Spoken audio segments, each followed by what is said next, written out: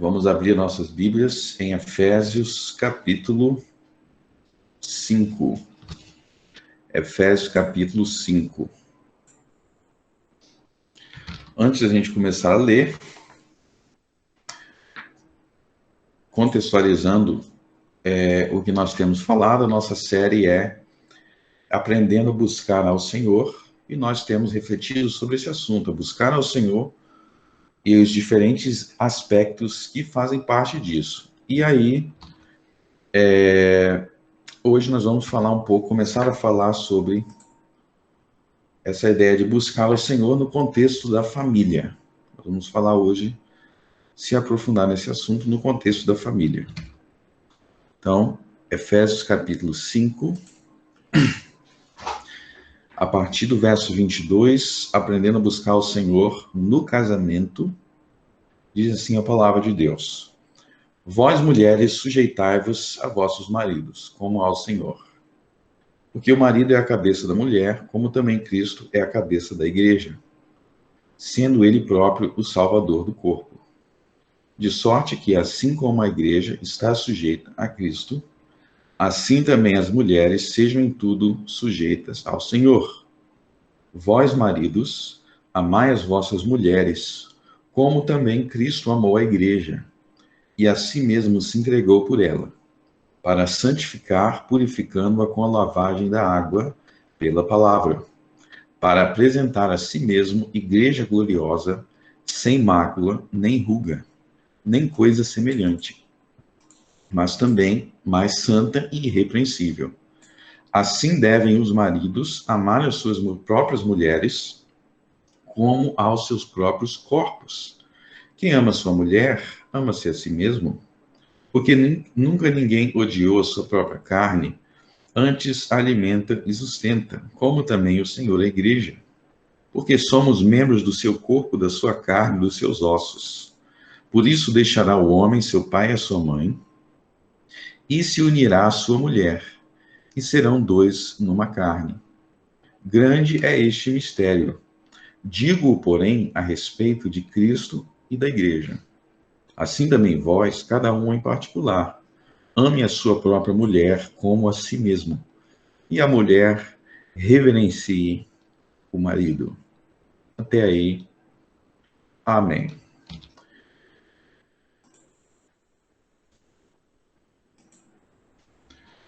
Bom, então nesse trecho da Escritura que nós acabamos de ler, o apóstolo Paulo traz instruções de como o marido e como a esposa deveriam vivenciar a vida cristã. Isso é algo muito importante a gente perceber dentro da carta aos Efésios. Seguinte questão: nas cartas de Paulo, de forma geral, as cartas são divididas em duas partes.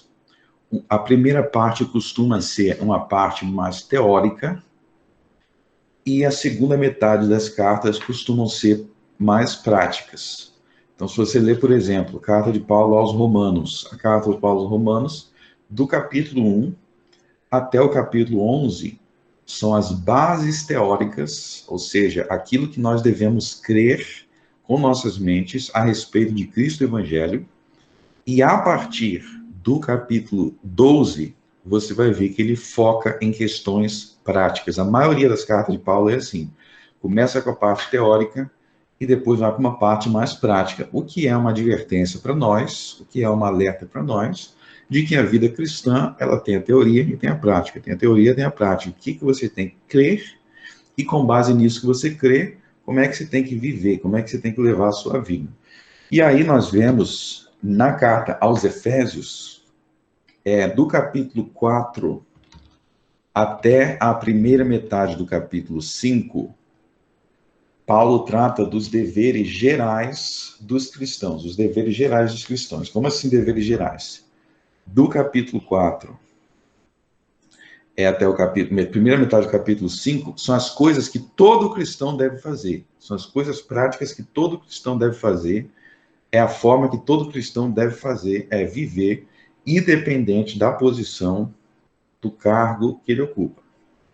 Só que, a partir da segunda metade do capítulo 5, especificamente a partir do verso 22 até o capítulo 6, são os chamados deveres particulares. O que são deveres particulares? São os deveres que os cristãos têm de vida, de prática, que depende da posição que nós ocupamos. Então, nem todo cristão, por exemplo, é um pai. Se nem todo cristão é um pai, existem coisas específicas da vida cristã que é só para os pais, ou tem outras que é só para o marido, tem outra que é só para a esposa. Então, a vida cristã envolve as duas coisas, envolve os deveres gerais, ou seja, que todo cristão deve saber, deve praticar, e inclui os deveres particulares, que são as coisas específicas do lugar ou da ocupação que você ocupa. Então, aqui o apóstolo Paulo, a partir de Efésios capítulo 5, verso 22, ele vai falar dos deveres particulares dos cristãos, e nesse trecho específico que a gente leu, ele vai falar sobre a vida cristã no contexto do casamento. A vida cristã no contexto do casamento. Dos versos 22 até o verso 24, ele vai falar sobre as esposas. Então, do verso 22 até o verso 24, ele vai falar sobre as esposas. Do verso 25 em diante, ele vai focar nos maridos. Bom, antes de entrar nos detalhes aí, tem uma segunda coisa que você precisa entender. É quando a Bíblia vai caracterizar um determinado tipo de pecado, ou quando a Bíblia vai caracterizar um determinado tipo de virtude que precisa ser praticado, é muito comum a Bíblia dar determinadas ênfases para determinados grupos de pessoas. Isso é um detalhe muito importante. Mas vamos voltar aqui, para a gente entender isso melhor. Vamos voltar para Deuteronômio capítulo 24, versos 17 a 18. Deuteronômio capítulo 24, versos 17 a 18. E vocês sabem que Deuteronômio é o 5º livro da Bíblia, para quem não sabe. Então vocês sabem que a forma apropriada de ouvir um sermão é com a Bíblia na mão, para poder estar acompanhando. Ou no celular, né? Eu estou com a Bíblia no meu próprio computador, aqui no meu escritório. Bom, Deuteronômio capítulo 24, vamos ler os versos 17 e 18. Diz assim: não perverterás o direito do estrangeiro e do órfão, nem tomarás em penhor a roupa da viúva, mas lembrar-te-á de que foste servo no Egito, e de que o Senhor teu Deus te livrou dali, pelo que te ordeno que faça isso. Bom, veja que aqui nesse texto, ele menciona 3 grupos de pessoas. Ele fala sobre o estrangeiro, ele fala sobre o órfão, e ele fala sobre a viúva. Estrangeiro, órfão e viúva. Não perverterás o direito do estrangeiro e do órfão e da viúva. A gente tem que se perguntar, por que ele está enfatizando esses 3 grupos de pessoas? Será que a gente pode perverter o direito de quem não for estrangeiro, quem não for órfão, quem não for viúva? Não, o ponto não é que você pode perverter o direito de outros tipos de pessoas, mas esses 3 tipos de pessoas são enfatizados porque esses 3 tipos de pessoas são mais vulneráveis. Então, se alguém quer perverter o direito de alguém, quem é mais fácil conseguir? Ou quem é mais facilmente vítimas de abusos, ou de manipulação, ou de perversões, ou de opressão? São as pessoas que não têm uma defesa. Então, vamos pensar aqui. O órfão. O que faz com que o órfão seja órfão? O que torna o órfão vulnerável? É o fato de que o órfão não tem pai, não tem a mãe. Então, se ele não tem o pai, não tem a mãe, ele é mais vulnerável a alguém que quer perverter o direito dele. Qual é a característica da viúva? A viúva não tem marido. Qual a característica do estrangeiro? O estrangeiro não é um cidadão. Então, o fato dele não ser um cidadão, o fato da viúva não ter um marido, o fato do órfão não ter um pai, não ter uma mãe, tornam essas pessoas mais facilmente vítimas de abuso, porque não tem alguém tão interessado assim em defendê-las. Então, o ponto aqui é, a Bíblia, às vezes, enfatiza determinados pecados em relação a determinadas pessoas, não porque aqueles pecados somente são cometidos com aquelas pessoas, mas porque aquelas pessoas tendem a ser mais vulneráveis, ou porque aquelas características é mais frequente entre aquelas pessoas. Então, sempre que a Bíblia falar de um grupo de pessoas, vocês têm que se perguntar por que que esse tipo de pecado está sendo mencionado por esse tipo de pessoa. Porque tem alguma coisa sobre aquele tipo de pessoa que torna esse pecado mais comum. Então, quem quer abusar de alguém, é mais fácil abusar de um órfão ou abusar de um pai, um filho que tem um pai, que tem a mãe que protege, que guarda? É claro que é de um órfão. É mais fácil oprimir um estrangeiro do que um cidadão, porque o cidadão ele é representado naquele país, ele é daquele país. Então, sempre que a Bíblia enfatiza grupos de pessoas, vocês têm que se perguntar na leitura bíblica, por que que esse grupo de pessoas está sendo enfatizado? Vocês podem perceber que sempre que fala de opressão, sempre que fala de roubar o direito, essas três categorias de pessoas são muito enfatizadas. Órfão, viúva, estrangeiro, o pobre também é muito enfatizado, como vítimas de opressão. Por quê? Porque o órfão não tem pai, o estrangeiro não é cidadão, a viúva não tem marido e o pobre não tem dinheiro. E isso torna eles mais vulneráveis. E outros tipos de coisas também, você vai ver que vai ter determinadas ênfases. E é esse o pano de fundo para a gente voltar, então, lá em Efésios 5. O que isso tem a ver com Efésios 5? Porque ao ler Efésios 5, falando do marido e da esposa, no verso 22, vós mulheres, a gente precisa se perguntar por que Paulo fala sobre as coisas específicas que ele fala em relação a esse grupo de pessoas. Então ele fala assim, ó, vós mulheres, sujeitai-vos a vossos maridos. E depois no verso 25 ele diz, vós maridos, amai vossas mulheres. Por que que em relação aos maridos, a ordem que ele dá é amai? Ele diz, amai as vossas mulheres. Por que que em relação ao marido, a ordem é amar? E por que que em relação à mulher, ele não diz, vós mulheres, amai os vossos maridos. Ele diz, sujeitai-vos. Então você vê que a ordem para cada um aí é diferente. E eu repito, por que que para essa categoria de pessoas, mulher, a ordem é essa?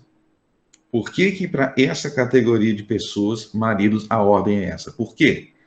Alguns vão pensar assim, bom, como ele diz, vós mulheres sujeitai vosso marido, será que a mulher então não precisa amar o marido? Alguns vão pensar isso. Então a mulher não precisa amar o marido porque ele não falou assim, ó, amai. Então deixa eu dar uma notícia para você. A explicação não é essa. Por quê? Porque em outras passagens da Bíblia diz que a mulher deve amar o marido. Quer ver uma? É Tito capítulo 2. Abre aí na carta de Paulo, Tito capítulo 2.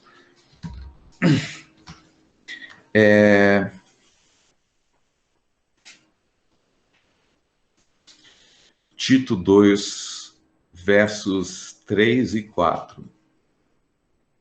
As mulheres idosas, semelhantemente, que sejam sérias no seu viver, como convém às santas, não caluniadoras, não dadas a muito vinho, mestras do bem, para que ensine as mulheres mais novas a serem prudentes, a amarem seus maridos, a amarem seus filhos.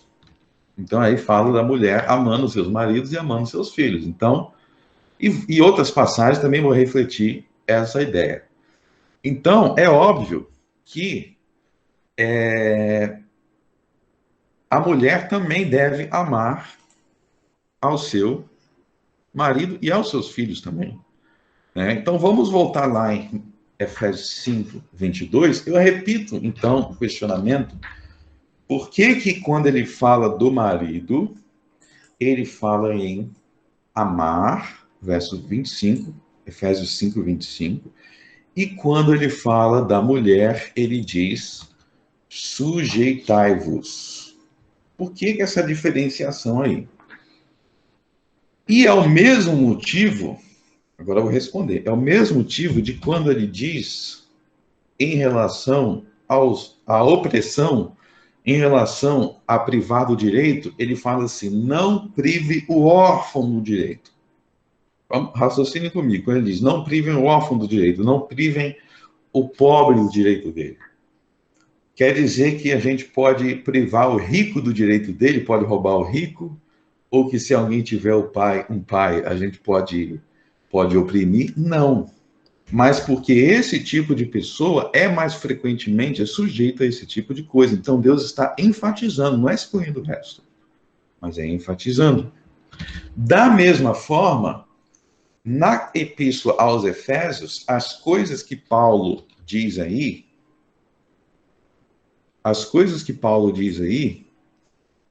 não é para excluir outras virtudes que as mulheres devem ter. Não é para excluir outras virtudes que os homens devem ter. Mas é porque essas coisas que Paulo cita são os tipos de pecados que é mais facilmente esse tipo de pessoa cai. É o tipo de tentação que essa categoria de pessoa com mais facilidade enfrenta. Como assim? Vamos entender. A tentação maior em relação ao homem é ser cruel. O homem tem mais força, o homem fala mais grosso, o homem tem uma posição de autoridade, então existe uma forte tentação para com o homem de tratar a sua mulher sem amor. Então não é que a mulher também não possa ser cruel. A mulher também tem como ser cruel, a mulher, mas esse tipo de tentação é mais forte em relação ao homem. Assim como é mais comum, é mais presente o órfão sofrer abuso do que o outro. Não quer dizer que outros não sofram. Mas é algo mais específico daquela categoria de pessoas. Quem mais facilmente é enganado pelos governantes, pelos políticos? É o rico ou o pobre? Vocês sabem que o pobre, ele é enganado mais. Não quer dizer que os outros não são. Também, né? Mas é mais comum nessa categoria de pessoas. Da mesma forma, a falta de... o tratamento cruel é uma tentação devido à força que o homem tem. Então é mais comum nós ouvirmos falar de um comportamento, falando-se de agressividade, é mais comum homens no casamento. Então a grande tentação masculina é essa. A grande tentação masculina é essa. E aí eles têm que se perguntar, e a grande tentação feminina? O que aperta mais no calo das mulheres? É não querer serem sujeitas, é não querer serem submissas.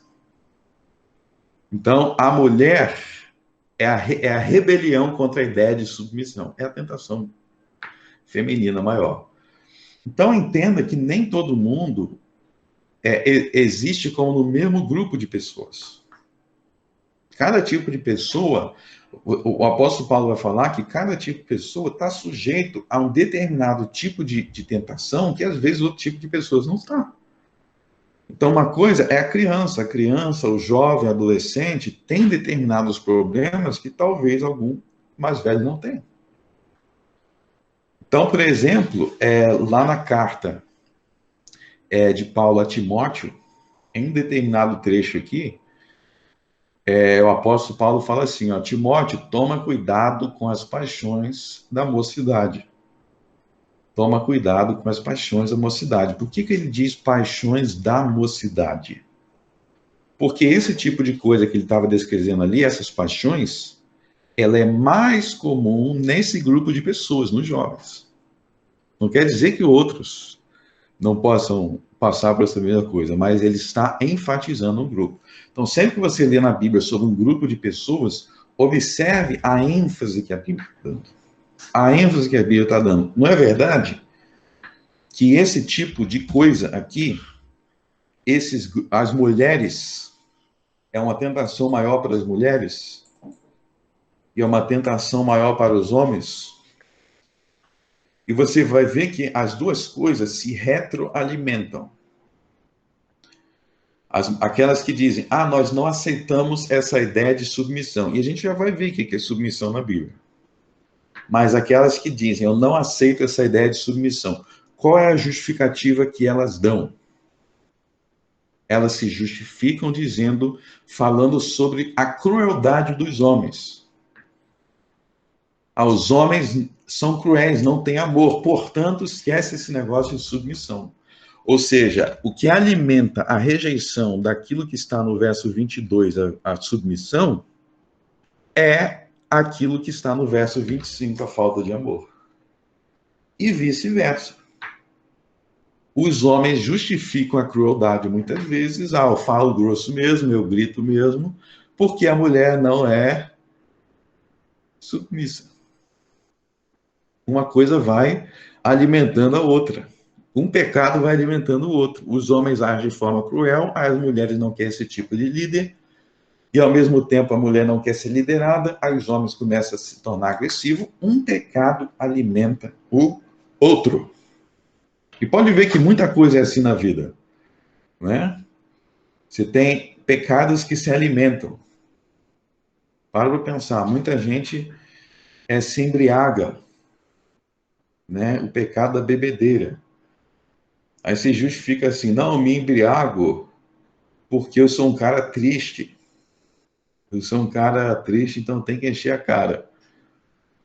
Só que uma coisa vai alimentando a outra, porque quanto mais você encher a cara, mais sua vida vai perdendo sentido e mais você vai ficar mais triste ainda.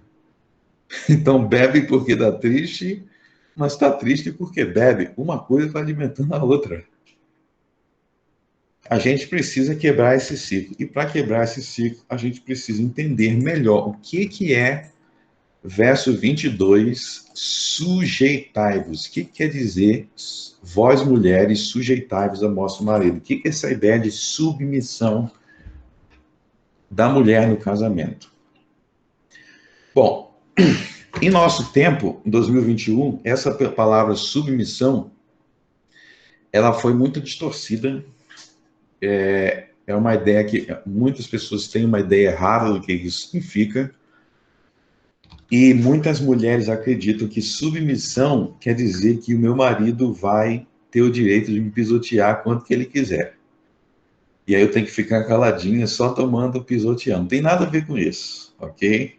Isso acontece porque as pessoas estão permitindo que o mundo diga o que as palavras significam. E se você permitir que pessoas sem compromisso com Deus vai te ensinar o que as palavras significam, a gente vai ficar perdido. Então vamos entender o que é submissão no contexto do ensino de Jesus. O verso 22 diz assim, vós mulheres, sujeitai-vos a vossos maridos.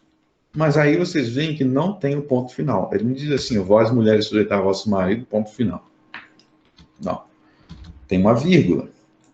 Vós, mulheres, sujeitai-vos a vossos maridos, vírgula, como ao Senhor. Então, a palavra como ao Senhor, né, esse como aí, indica que ele está explicando o que é essa submissão. Como que é essa submissão? Como ao Senhor. Em outras palavras, ele vai usar o Senhor, que é Cristo, que é Jesus, como referência do que significa a mulher ser submissa. E aí ele vai dizer no verso 23, porque o marido é a cabeça da mulher, como também Cristo é a cabeça da igreja, sendo ele próprio o salvador do corpo. Então, o que quer dizer que Cristo é a cabeça da igreja? A igreja não é um prédio, né? A igreja é o povo. E na Bíblia, Cristo é a cabeça do seu povo, da igreja, o povo de Deus, quer dizer que ele é o seu líder. E nessa liderança, ele é o salvador do corpo. Ele é o nosso salvador.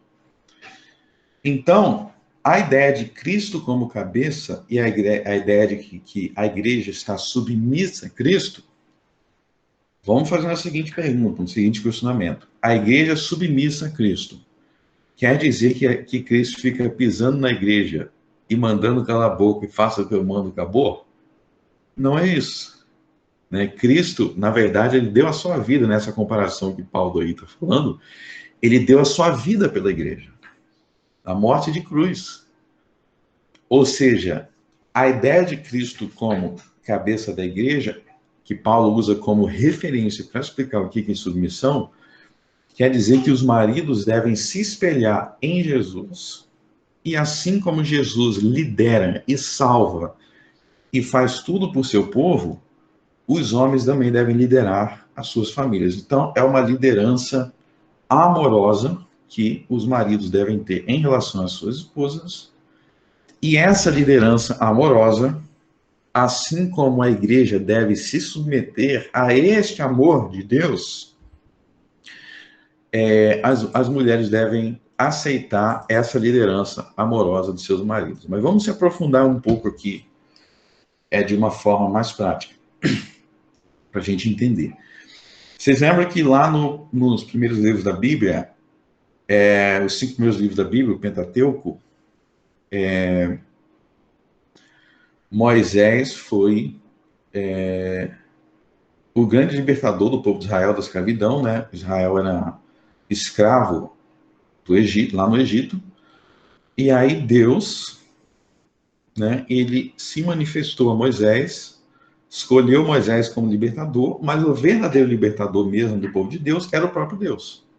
Moisés foi só um instrumento. Era o próprio Deus que libertou o povo. E aí, quando Deus libertou o povo do Egito, eles tinham que passar pelo deserto. Eles tinham que passar pelo deserto. E muito daquele povo, sem inteligência, sem sabedoria, a gente ficava falando assim, ó, mas a gente tem que passar pelo deserto aqui, seria melhor a gente voltar para o Egito, e que lá no Egito, pelo menos, a gente tinha panela de carne. Então, tinha muitos que preferiam ser escravo do que passar por um pouco de dificuldade no deserto para chegar na Terra Prometida. Aí ficava dizendo, mas lá no Egito era melhor.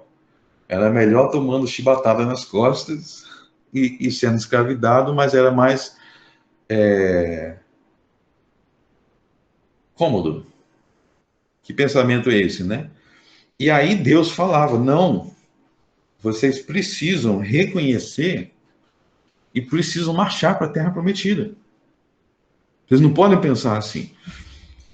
Então faça a seguinte pergunta, quando Deus guiava o povo no meio daquele deserto, mandando comida, mandando pão do céu, mandando maná, dando água, proporcionando tudo que eles precisavam, será que Deus estava sendo mal com o seu povo?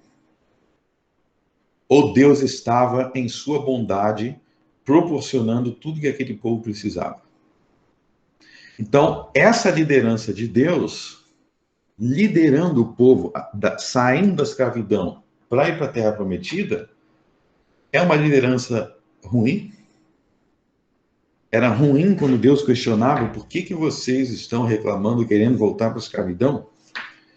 Então, esse é a referência que o apóstolo Paulo está dizendo que nós devemos ter em relação à submissão do marido em relação à mulher. Quer dizer que o homem deve ser um líder e, como um líder, a mulher deve se aceitar a sua liderança como aquele que Deus colocou para prover e para protegê-la e para defendê-la, assim como Deus defendeu o seu povo, Cristo, na verdade, Cristo no Velho Testamento, né?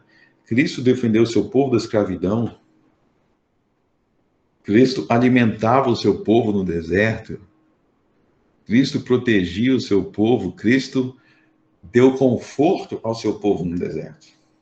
assim os maridos devem defender e sustentar as suas esposas. Então, a submissão feminina é a mulher se permitir ser liderada.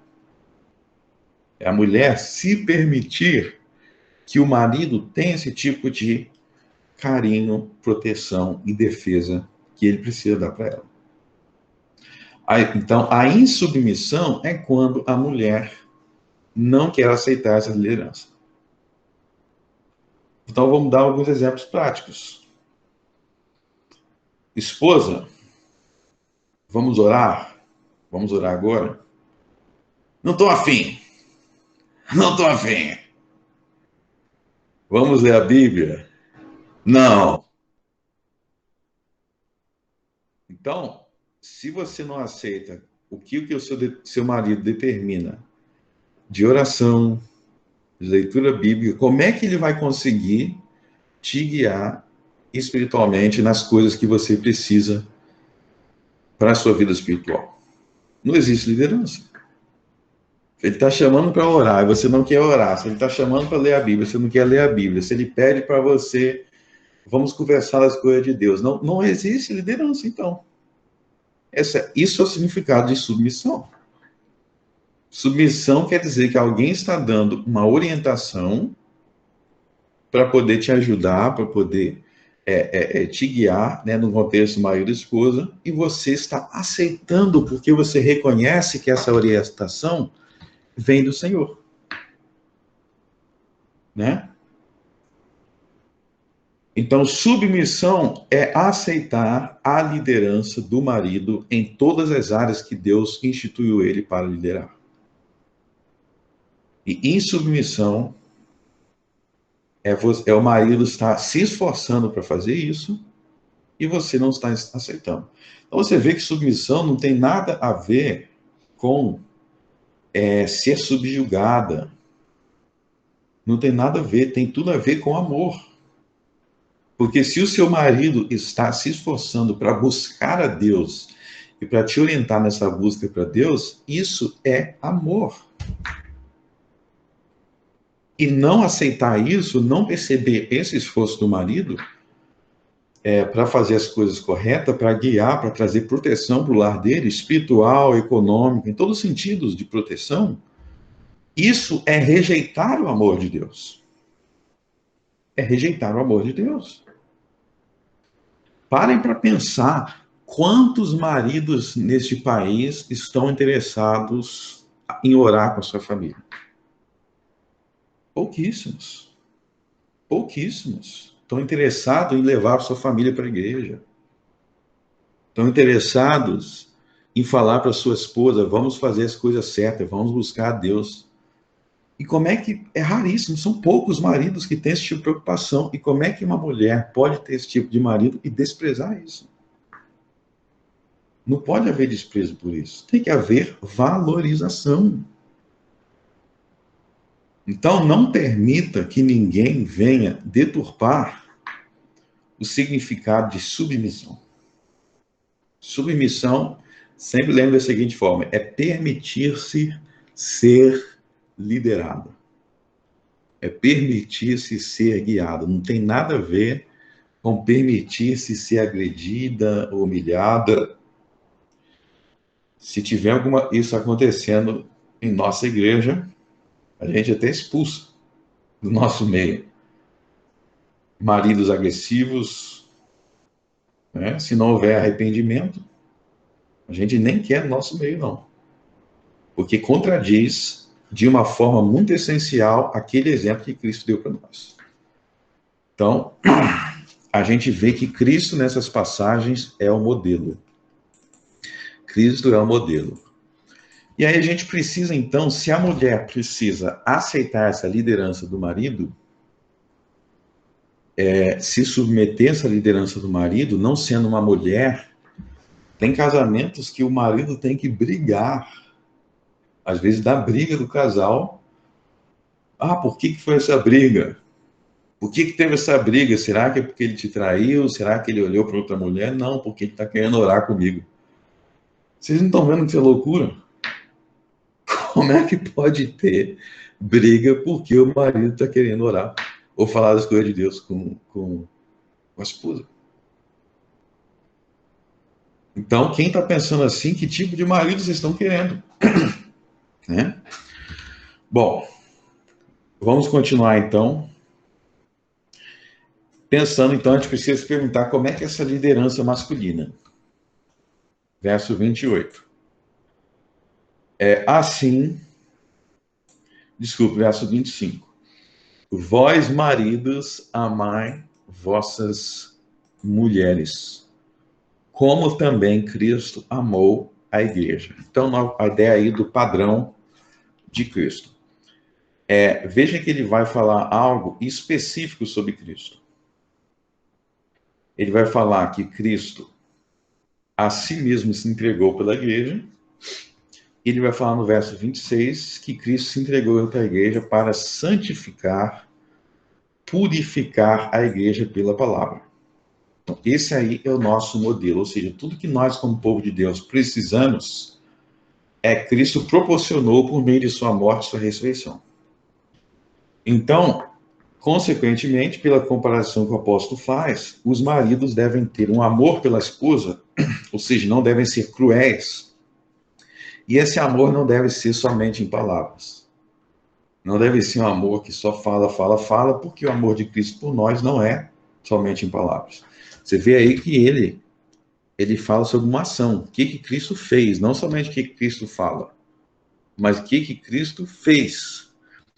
E Cristo se entregou pelas coisas. Então, a primeira coisa, marido, vocês têm que entender é que se alguém der um tiro e você tiver que pular na frente de sua mulher, você tem que pular. Porque Cristo deu a sua vida pela igreja. Então, se você tiver que morrer por ela, morra. Ah, eu tenho medo de morrer. Primeira coisa, tem que deixar de ser frouxo. Para ser homem, não pode ser frouxo. Ó, antes de morrer, Davi, um dos caras menos frouxos na Bíblia, é o rei Davi. Antes de morrer, ele falou assim para Salomão.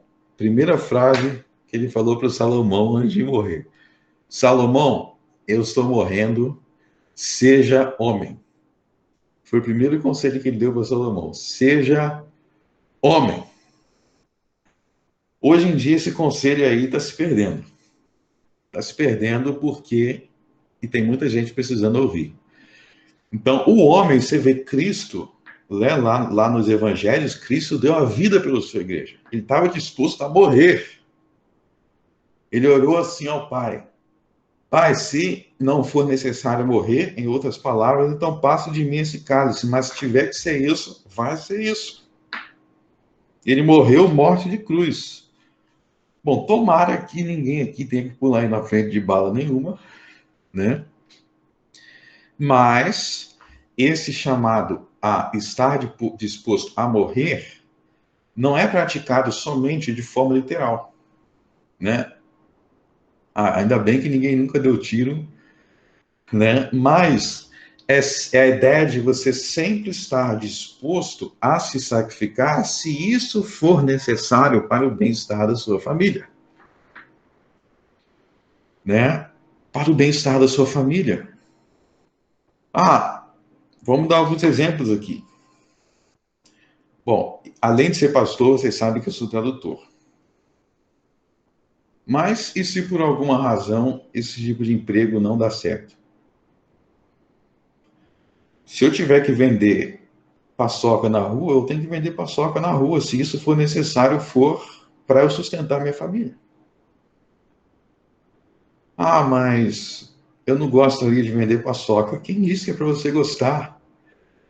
O primeiro motivo de emprego não é gostar. O primeiro motivo de emprego é colocar o pão dentro de casa. Isso é morrer. Em certo sentido, você está matando um desejo, né? Se você tomara que você consiga fazer o que você gosta, né? Tomara. Mas se surgir uma crise e só sobrou ser gari para limpar lixo na rua, então vai ser gari e sorria, dê glória a Deus e agradeça, porque Deus, você está sendo igual a Jesus, abrindo mão de um conforto pela sua família. Você vê aí a ideia de que Cristo purificou a igreja. Cristo purificou a igreja. Maridos, lidere a sua esposa espiritualmente, ok? Você tem que ser espiritualmente o mais forte da casa. Você não pode ser aquele cara que qualquer tentaçãozinha já está tremendo. Qualquer tentaçãozinha já está tremendo. Nada disso. Você tem que ser o pilar espiritual da casa. O marido tem que ser o pilar espiritual da casa. Você tem que ser o que ora mais, o que busca Deus mais, o que lê mais a Bíblia. Por quê? Porque você tem que liderar. Toda liderança é assim. Ó, veja que o conceito aqui é ser cabeça, ser líder. Então, vamos lá, numa empresa. Você fala assim, ó, eu sou o chefe dessa empresa aqui, sou administrador dessa empresa. Tá, mas você não sabe de nada que acontece naquela empresa. Aí toda hora você tem que perguntar para um dos funcionários o que tem que fazer. Bom, se toda hora você tem que perguntar para os funcionários o que tem que fazer, e toda hora o funcionário tem que lhe dizer que isso está errado, isso está certo, ó, faça isso, faça aquilo, então o chefe é ele, né? É ele quem está mandando na empresa, ele que está administrando.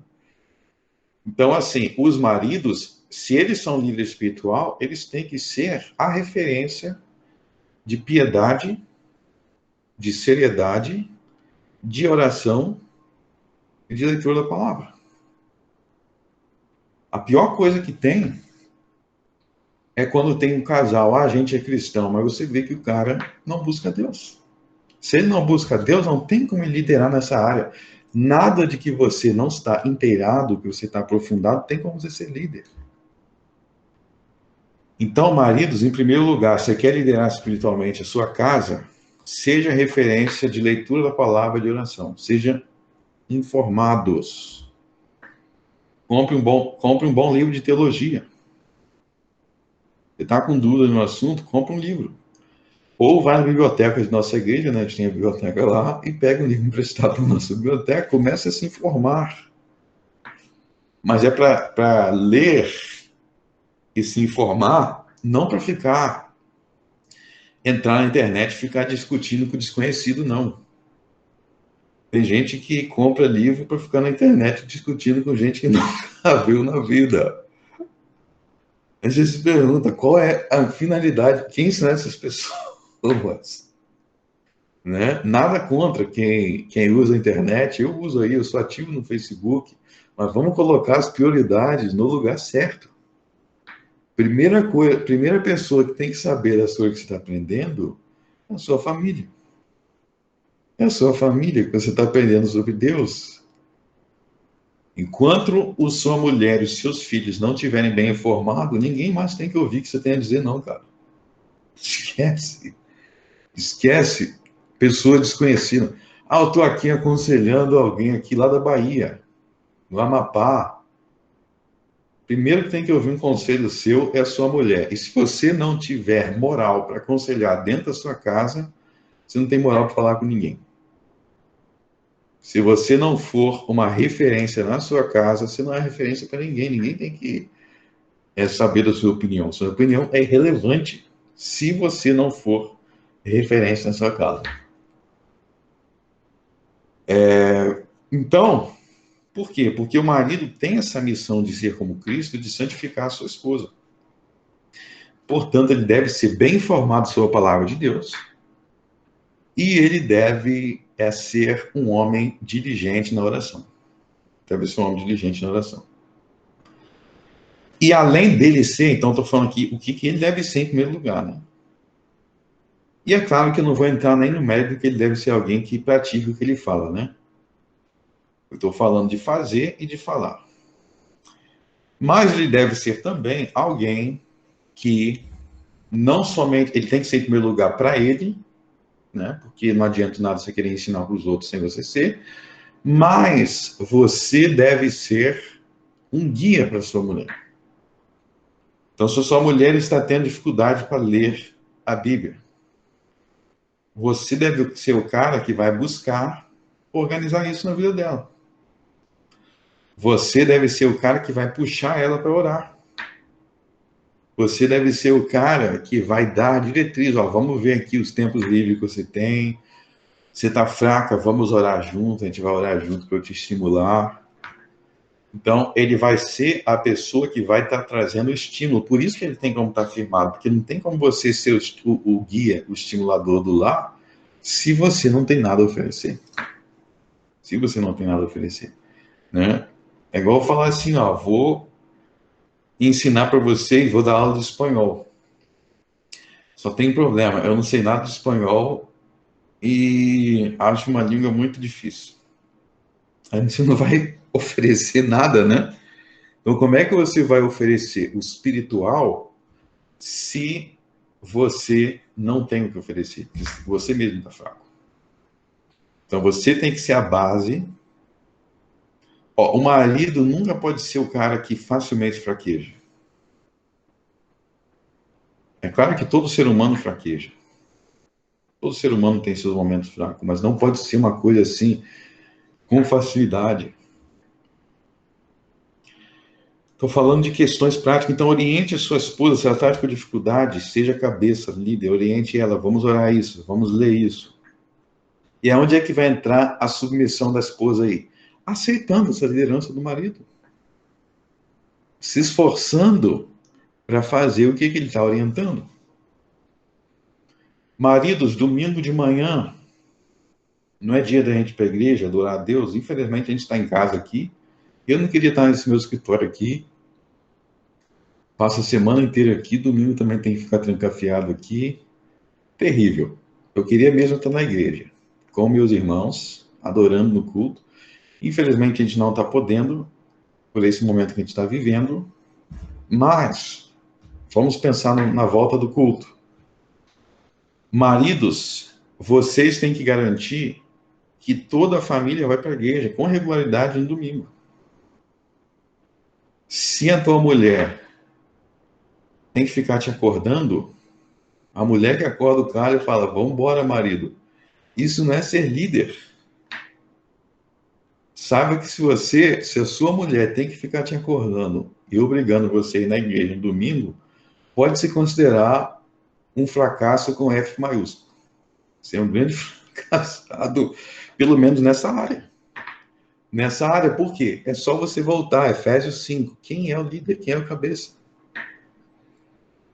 Então, se o marido não consegue nem acordar para levar a família na igreja, aonde que ele está sendo líder? Como é que ele está sendo cabeça? Pelo menos não nessa área espiritual. Né? Vamos vencer as nossas tentações. Se a gente tem que pular na frente da bala para morrer pela nossa esposa, e a gente não consegue crucificar nem o soninho, vamos pensar.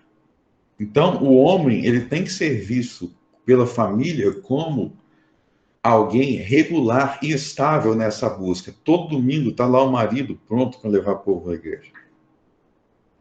As pessoas têm que ter a lembrança que, com regularidade, ele lê a Bíblia, ele ora. Palavra-chave: estabilidade e regularidade. Como diz Tiago, capítulo 1, o homem não pode ser alguém como a onda do mar, instável. A sua liderança, porque o líder, ele é a referência. O conceito de liderança é essa. Ele está sendo olhado como uma referência. De modo que os momentos que talvez ele caia vão ser exceção. Vão ser exceção. De forma que quando ele... Vocês conhecem aquelas pessoas assim, ó? Quando essa pessoa falta alguma coisa, seja profissional, seja eclesiástica, você sabe que algum problema grande aconteceu. Não é assim a pessoa compromissada? Tem aquela pessoa que tudo ela chega na hora, né? Ela é pontual. Tem gente que você fala, se não está pontual, caramba, alguma coisa aconteceu. Você conhece pessoas assim? Ou se o nosso pai está esses dias aí, sem orar, sem ler a Bíblia, alguma coisa muito grave está acontecendo na vida dele. Tá assim. Essa é a característica de alguém que tem firmeza e estabilidade. As pessoas percebem ao redor. né, que tem algo de fora. Agora, quem não é estranho quando você está buscando, né? Aí que as pessoas estranham. Poxa, esse cara aqui, ele chegou 3 dias seguidos no horário.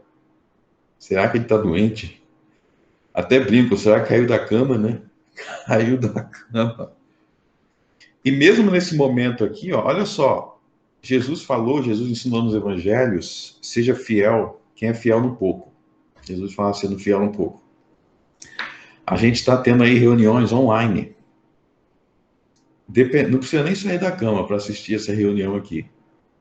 Não precisa nem sair da cama. Você pode virar deitado na cama, né? A gente vai te ver descabelado. Mas você tem como ouvir. Só que mesmo assim tem gente que às vezes tem dificuldade, né? Perceba que você precisa, como Paulo mostra aqui, mostrar o amor pela sua mulher através de ações concretas. Através de ações concretas. E a mulher precisa se submeter e reconhecer essas ações concretas do marido. Mulheres, apoiem os seus maridos naquilo que ele está fazendo de bom. Você tem que demonstrar apoio. Você tem que demonstrar que você reconhece nas coisas que ele está fazendo de bom. Um dos piores pecados que existem na Bíblia é a ingratidão. É quando alguém está se esforçando para fazer algo correto e as pessoas não estão dando apoio. Né? É o pecado da ingratidão. Vocês lembram que Sodoma e Gomorra foi destruído por ingratidão? Tem muitos pecados específicos de Sodoma e Gomorra. Mas eu quero lembrar com vocês que um deles foi ingratidão. Como assim ingratidão? Bom, vocês lembram que quando teve aquela guerra entre Sodoma e Gomorra e outros povos que tinham lá, quem salvou Sodoma e Gomorra de serem destruídos foi Ló e Abraão. Foi Abraão para salvar Ló. E aí, anos mais tarde, como é que eles trataram Ló, lá em Sodoma? Queriam, inclusive, abusar, fazer práticas de sexualmente abusivas contra os visitantes de Ló. Isso é ingratidão, é não reconhecer aquilo que foi feito no passado por eles. O cristão, ele precisa ser grato, demonstre gratidão pelo seu cônjuge. Isso vale para os dois, né? Demonstre gratidão pelas coisas boas que seu cônjuge faz. Né? Não fique só focado só nos defeitos. E a mulher deve demonstrar, no contexto aqui da liderança, esses momentos que o marido está visivelmente se esforçando para mudar, ela deve demonstrar gratidão a Deus por isso, se esforçando para seguir a orientação. Então, tá vendo que o marido... E aqui eu quero dar um adendo, né? Tudo passa por uma progressão. Então, não é do dia para a noite que os maridos vão se tornar grandes conhecedores da palavra de Deus. E às vezes a mulher precisa respeitar isso. Ah, vamos ler aqui a Bíblia junto comigo, minha mulher. Talvez você não vai entender tudo que tem naquele texto, mas você está dando os primeiros passos. Não é do dia para a noite que ninguém se torna grande nada. E nesses primeiros passos que vai subindo a escadinha. Tem gente que se desanima a ler a Bíblia por isso. Ah, por que você não lê a Bíblia? Ah, porque eu li uma vez e não entendi. Mas, meu Deus do céu, qual livro que você vai ler uma vez já vai entender tudo automaticamente? Só se você for um grande gênio. Todo aprendizado, qualquer área do conhecimento. Se você for para a faculdade, uma coisa é no primeiro dia, outra coisa é no dia da sua formatura. Você vai adquirir conhecimento naquele processo. As coisas de Deus também é assim. Eu hoje não sou o mesmo de quando eu me converti. É uma escadinha. Da mesma forma, se for criar devoções familiares, é aos pouquinhos e perseverando naqueles pouquinhos. Né? Sendo perseverante, Então, talvez a leitura não está muito boa. Eu não sei orar com a minha família. Não tem problema se você não está. Tem gente que já falou assim: não sei orar igual você ora na igreja. Não sei orar igual você ora na igreja, que você usa uns termos bonitos. Já teve gente que falou assim: você fala. Olha só, eu sou pastor. Então, eu estudei para isso, eu fui treinado para isso. É óbvio que eu tenho que saber orar em público. E se eu não soubesse, eu não poderia ser pastor. Então, você não pode botar o tipo de pressão que, se você não estiver fazendo tudo da forma perfeita, então não vale a pena.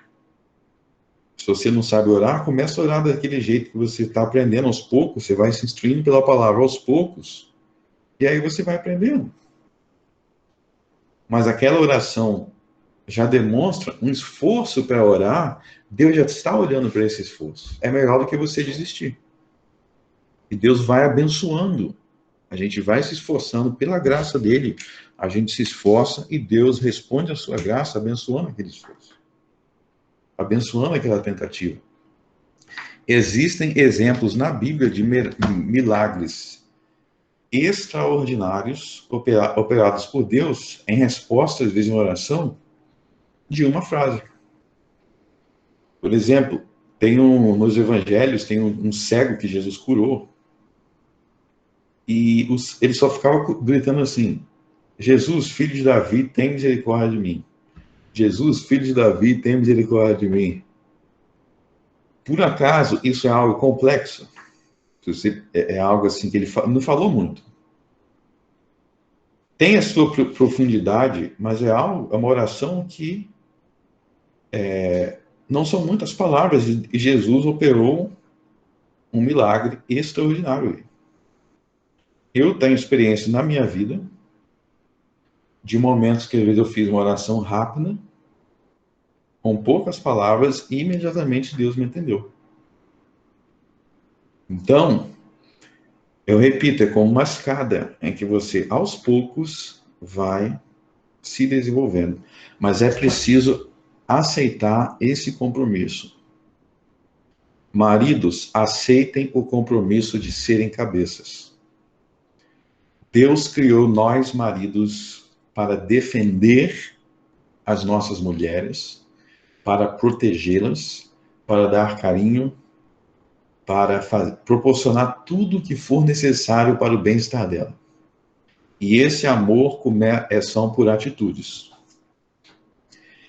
Deixa eu dar um exemplo de uma coisa aqui de amor por atitudes que muitas pessoas não pensam. Tá? Eu sei que nem todo mundo aqui é casado. Deixa eu dar uma orientação aí para os jovens solteiros. Tá? Homens jovens solteiros. Uma das formas que você começa a mostrar o seu amor pela sua esposa, que talvez você nem conheça ainda, mas que já foi preparada por Deus antes da fundação do mundo, é se profissionalizando. Se profissionalizando.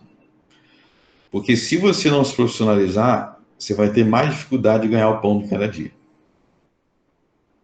E vou te dizer,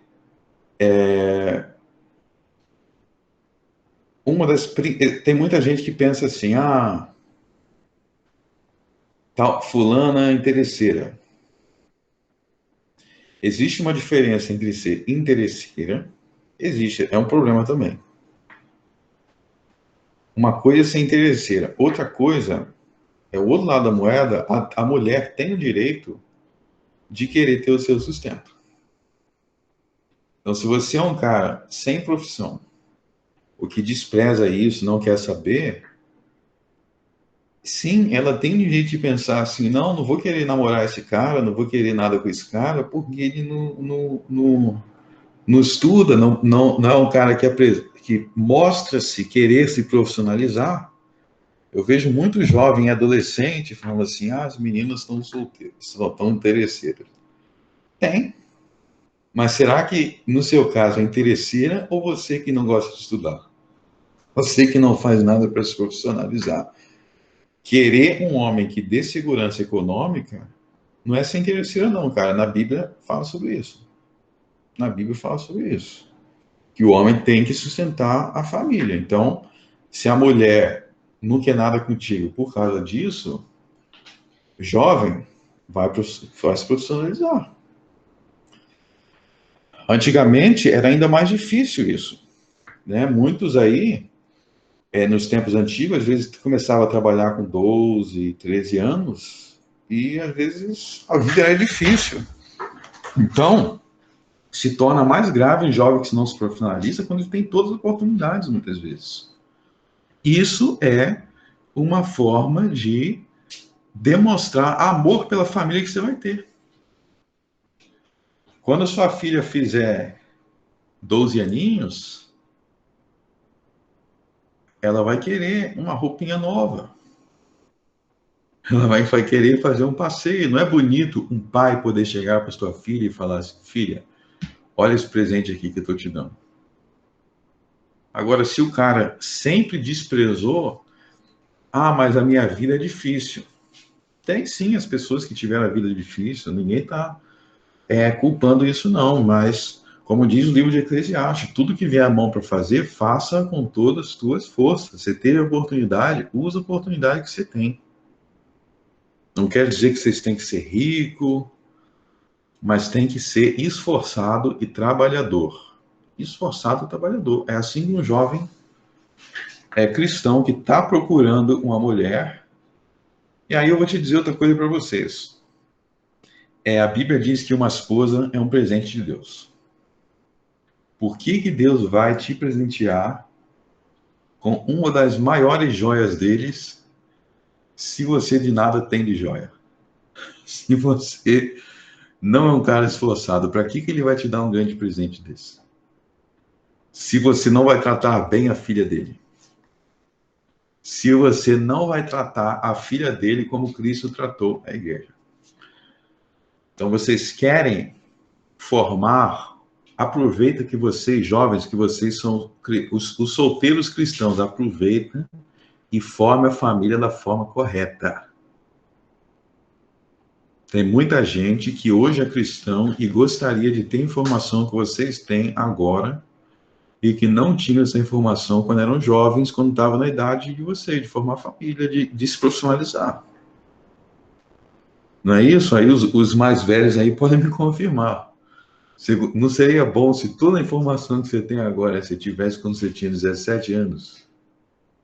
E evitar bastante besteira, né?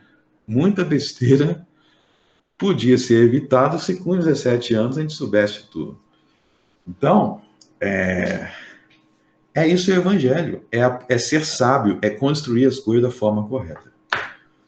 E mulheres, olhem sim se o cara é trabalhador, olhem sim se o cara é uma pessoa esforçada, honesto.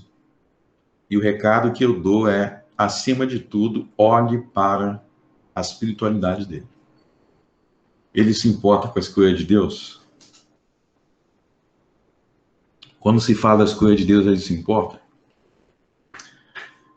E uma das principais maneiras de se checar isso é vendo como que ele trata os pais dele. Então, ele ainda não é casado, então você não tem como ver que ele, diretamente como é que ele vai me tratar no casamento. Mas olha para como ele trata os pais dele. É uma das evidências, né? Se ele não consegue respeitar nem os pais, por que ele vai respeitar você depois de casar? É uma coisa para se pensar. Ou seja, tire da cabeça esse negócio de que ele vai mudar, ele trata assim os pais, mas a mim vai ser diferente. Para de se enganar. Para de se enganar. Namoro não é momento missionário para orar pela transformação das pessoas. Ou é ou não é. Ok? Agora, se a pessoa está mostrando ser uma coisa, está indo numa direção, é uma coisa.